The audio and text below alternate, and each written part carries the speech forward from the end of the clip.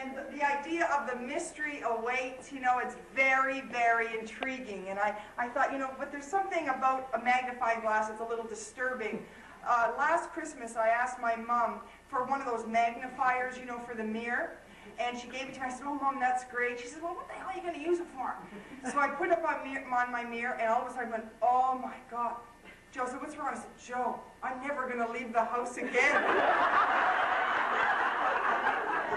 Have any of you ever looked at one of those magnifiers and go, oh, they never told me I had whiskers up here?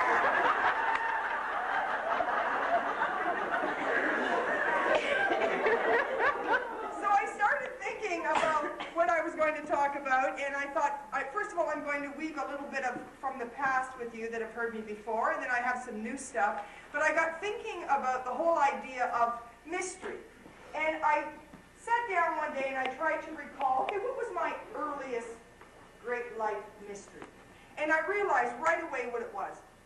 I was in grade 3, and life's greatest mystery to a child in grade 3 at Holy Rosary Catholic School was, do nuns have hair? And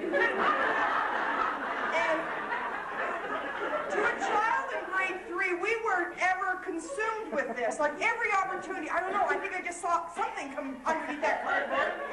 Well, never would I believe that I would be the chosen one. Not to be the nun, but to discover. And this one day, we had to go for, we had these, we call them turtle drills, but they were air raid drills in 1958, 59, where they were, and everybody would run for cover. And systematically, the grade 3 class would stand up, and me being the tallest in the class, / in the school, I was always at the back of the line. We'd go upstairs, and we'd go like this. And then, at the sound of a clap, we'd all stand up and return back to our classrooms. And because I was now in the back corner, I became first in line, following Sister Mary Eva. As we were going back down the stairs, I underestimated the length of my stride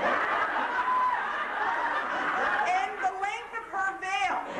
And suddenly, one giant step forward, all I hear is, ah! And the trickle effect up the stairs, she's got hair, she's got hair!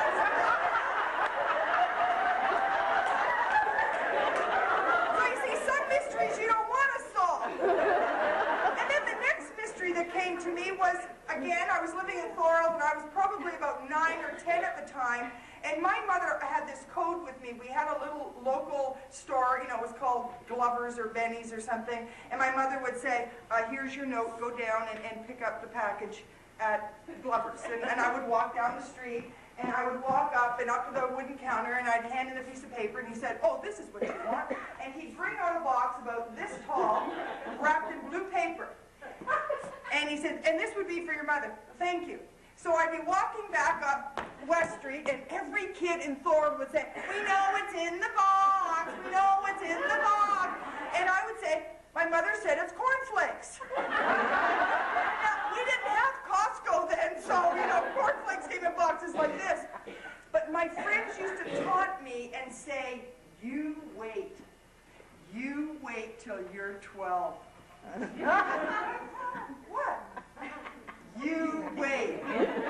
So life's greatest mystery then was, what is going to happen when I turn 12? Well, the hard part about it was it didn't happen till I was 14.